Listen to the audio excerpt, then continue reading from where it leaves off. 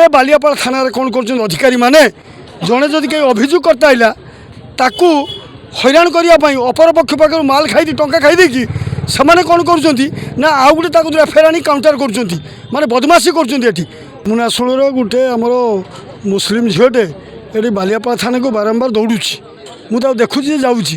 କିନ୍ତୁ ମୁଁ ଆଜି ଯେତେବେଳେ ଜାଣିଲି ଯେ ସେ ପିଲାଟି ହେଉଛି ତାର ବାପ ତାକୁ ଗୋଟେ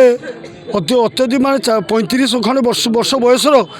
ଗୋଟେ ଲୋକ ପାଖରୁ ଟଙ୍କା ନେଇକି ତାକୁ ବାହା ଦେଇଦେବାକୁ ଚାହୁଁଛି। ପିଲାଟିର ବୟସ 16 ବର୍ଷ 6 ମାସ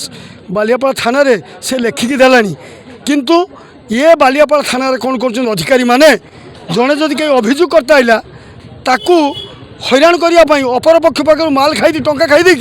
ସେମାନେ କ'ଣ କରୁଛନ୍ତି ନା ଆଉ ଗୋଟେ ତାକୁ ଏଫଆଇଆର୍ ଆଣି କାଉଣ୍ଟର କରୁଛନ୍ତି ମାନେ ବଦମାସି କରୁଛନ୍ତି ଏଠି। ତେଣୁ ତା ବାପକୁ ଆଜି ରାତି 10ଟା ସୁଦ୍ଧା ତାକୁ ଉଠେଇ ଆଣନ୍ତୁ ତା ବାପକୁ, ନହେଲେ ଦେଶରେ ଯେଉଁ ବେଟି ପଢ଼ାओ ବେଟି ବଞ୍ଚାओ ଏଇଟା ମାନେ ଏଇ ଜିନିଷଟା ଆଉ ଠିକ୍ ଭାବେ ଚାଲିବନି। এটা কুসংস্কার जो माने रक्षक से माने जदि भक्षक हे ताले कहा भरसा करेंगे एमाने आईन रक्षक जदि एमाने आईन को रक्षा न करेंगे ताले कहा भरसा करेंगे। प्रशासन पाखे पिला को सुरक्षा दि जाऊ यह सहित जी दोषी ता विरुद्ध दृढ़ कार्यानुष्ठान नि जाऊ कहीं ना आगामी दिन में अन्य माने यहीटा को जिनसा को अनुमान देखिकी से असामाजिक कार्य कर चलिए। संविधान रक्षक होगी संविधान को नष्ट कर